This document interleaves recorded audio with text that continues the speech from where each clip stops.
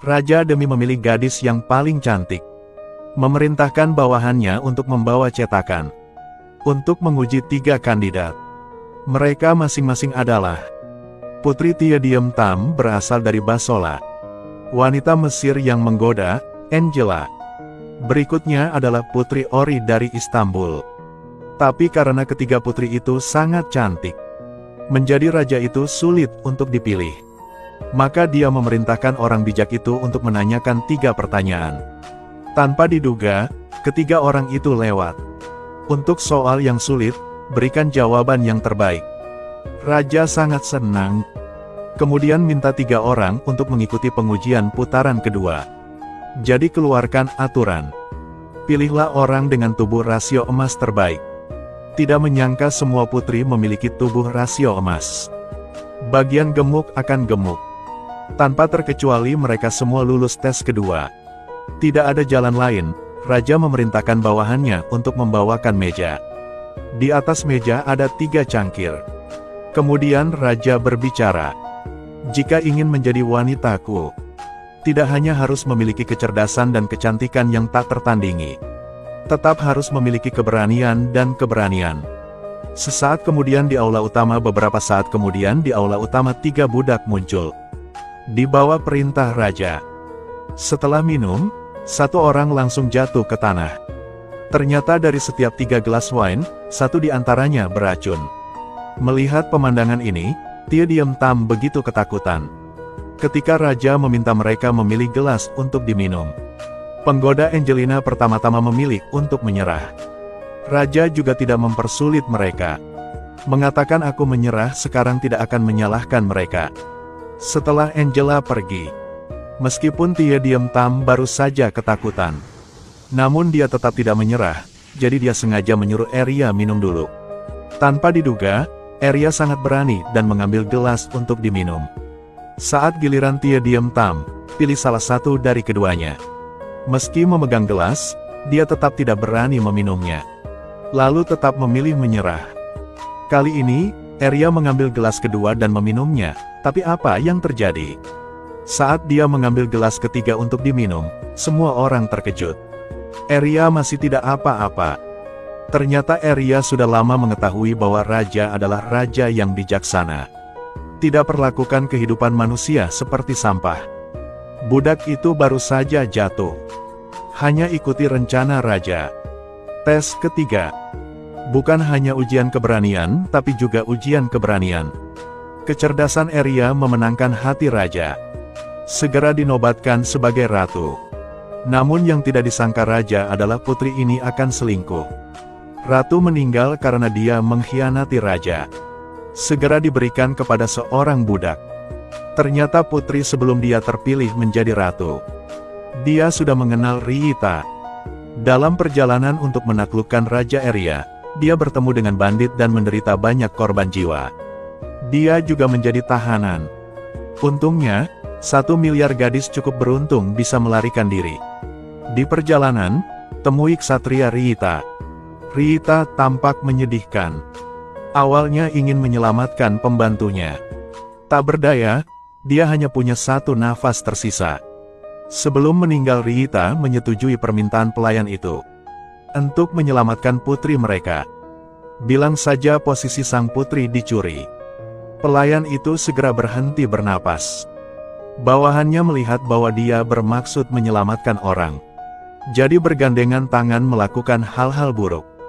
Tapi kesatriaan. Apa yang telah disepakati harus dilakukan.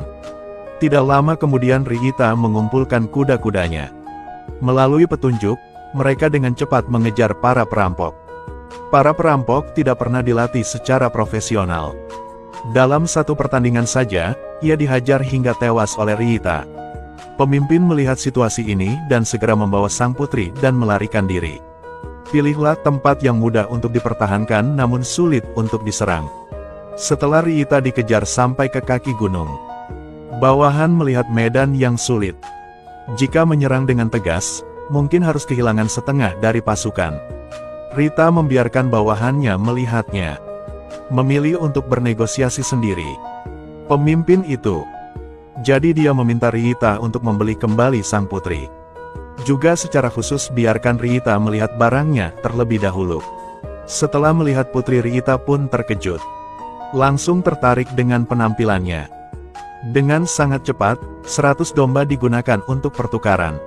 Setelah menyelamatkan sang putri, dia dan sang putri tinggal bersama untuk sementara waktu. Keduanya juga mengembangkan perasaan. Sang putri bahkan berniat melarikan diri bersamanya. Tapi karena hubungan nasional, Riita tidak ingin kedua negara berperang. Jadi menolak sang putri. Demi perdamaian kedua negara, Riita mengambil peran sebagai pembawa pesan, secara pribadi membawanya ke kerajaan. Pernah berada di bawah kerajaan Yunani. Sang putri kembali mengusulkan untuk melarikan diri.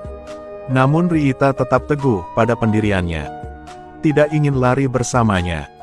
Tak lama kemudian utusan Yunani datang menyambut mereka. Melihat sang putri pergi, Riita sadar.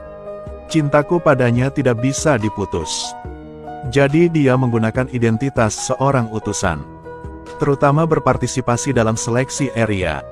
Ketika sang putri meminum segelas anggurnya yang ketiga, dia bahkan berteriak karena itu. Kegelisahannya juga terlihat. Dia diam-diam tidak bisa menjadi ratu. Dengan sangat cepat dia menyelinap ke dalam istana dan menceritakan rahasianya. Bilang Eria ada hubungan dengan utusan. Tapi raja sangat menyukai Eria. Jadi dia mengirim seseorang untuk mendesak Riita pergi. Saat Riita pergi, pembantu sang putri mendatangi Riita dan mengatur untuk menemuinya di istana. Pertemuan mereka dengan cepat diketahui oleh raja. Raja kehilangan muka. Karena status utusan Riita, hanya bisa usir dia sesegera mungkin. Dan Eria harus dieksekusi.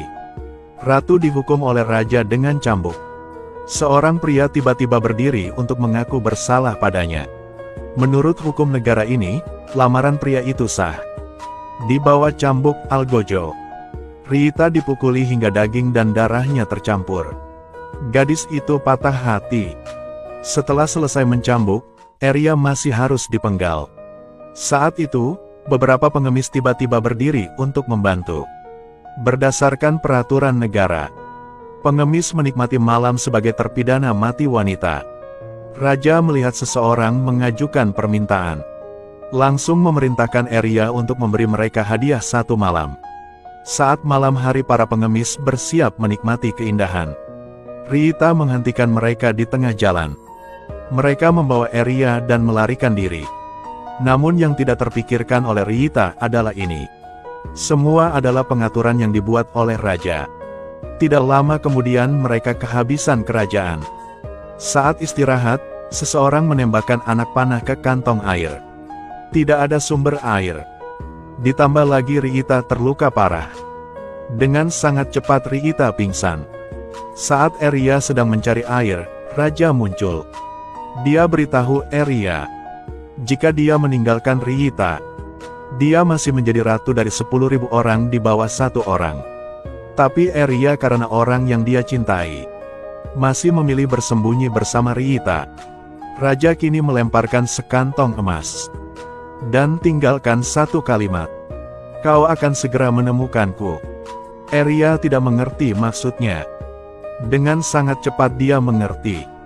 Tarik Riita yang terluka parah. Eria akhirnya sampai di kota. Yang tidak bisa dia duga adalah, bahkan tidak ada seteguk air pun di sini. Sekalipun punya banyak uang, rakyat tetap tidak berani menghina raja. Setelah Eria muncul, dia menemukan ada tentara di belakang pengawasannya. Pada akhirnya, dia tidak berdaya dan hanya bisa kembali mencari raja. Raja masih sangat menyayanginya. Sebagai imbalannya, raja mengundang seorang dokter yang baik untuk merawat Riita. Setelah Riita bangun, tahu dia menggunakan nyawa untuk berkomunikasi. Dia juga tidak tahu harus berkata apa. Hanya bisa kembali ke negara saya dengan patah hati. Berpikir ini adalah perpisahan terakhir. Karena istana sedang mengalami masalah, membuat mereka akhirnya bersatu kembali. Setelah Eria kembali ke istana, membuat dia diam-diam sangat marah. Setelah perhitungan yang cermat, pada akhirnya dia tetap tidak bisa menjadi ratu. Jadi dia bekerja sama dengan jenderal. Diam-diam merekrut tentara. Kerja sama. Memanfaatkan kurangnya persiapan raja. Dengan sangat cepat menyerang istana. Untungnya penjaganya sangat setia. Di bawah perlindungan mereka, raja melarikan diri dari istana. Arah yang mereka tuju adalah negara Riyita. Untuk melindungi takhta, sang jenderal secara pribadi mengirimkan tentara untuk mengejar dan membunuh. Selama pelarian, Arya dan raja tersesat. Beruntung dia diselamatkan oleh anak buah Riyita. Bawahannya kebetulan mengenalnya. Segera dia bertemu Riyita lagi. Atas saran Arya, dia setuju untuk membantu raja. Dengan bantuan Riyita, pasukan tentara dengan cepat dikepung. Di bawah perintah Riyita, jenderal itu terbunuh di tempat kejadian. Karena berhasil bantu raja, raja yang terkait dengan kerajaan Riyita, dan bawa Arya keluar, setuju untuk membiarkan mereka berdua tetap bersama.